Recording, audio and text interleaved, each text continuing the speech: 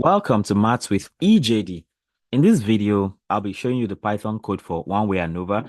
The working it out in the previous video was really a lengthy one, but this is the code to do all that. So, you can imagine if you have more data points, it will be really hectic, and that's why the code part is really useful.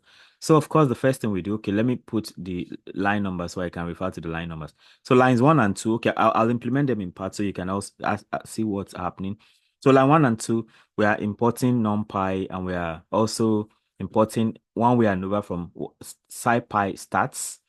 SciPy stats is actually SciPy is a library, and SciPy stats is, I think, like a method under it, and under that we have one way. So for you to be able to do one way ANOVA, you need to install that. Run that. So that's been implemented. That's number one there. Then the next thing is you're putting your groups, your three groups. Remember the three groups we worked with previously. Like we have a teaching method, method A, method B, method C, and for so having been taught with method, the three student got 85, 90, and 88. And then for the method B, the scores were 78, 82, and 80, and method C, 92, 94, and 93. So in this case, we also register those three methods. No result, no output yet because we have not asked for any to come.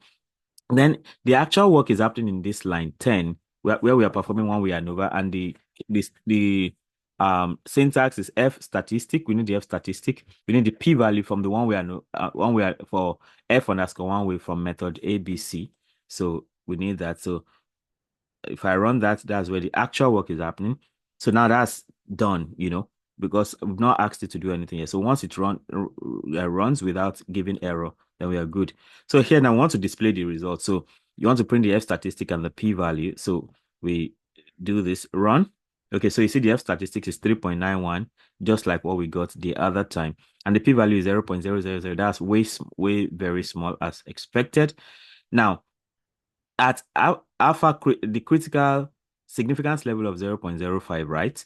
So we want to see, so compared to the p-value, should we reject the null hypothesis? You remember when we did it the other time, we rejected the null hypothesis because there was significant difference between the methods.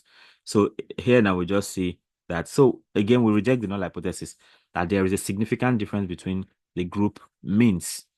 So if you want to do all of that together, I can now come to, okay, let me just copy this and create a whole new, create a space, and then, so run everything together in one blow. And so you can see what took us almost an hour to do, we have done in less than 4 minutes. And that's what the Python code is about. So Python helps you.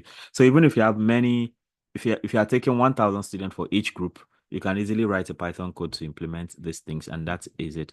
So thank you so much for being part of this up to this moment. This is really short and it's so interesting. So if you have not subscribed to this channel, be sure to do that. Of course, hit the notification bell so you can always get alerted each time a new video is released.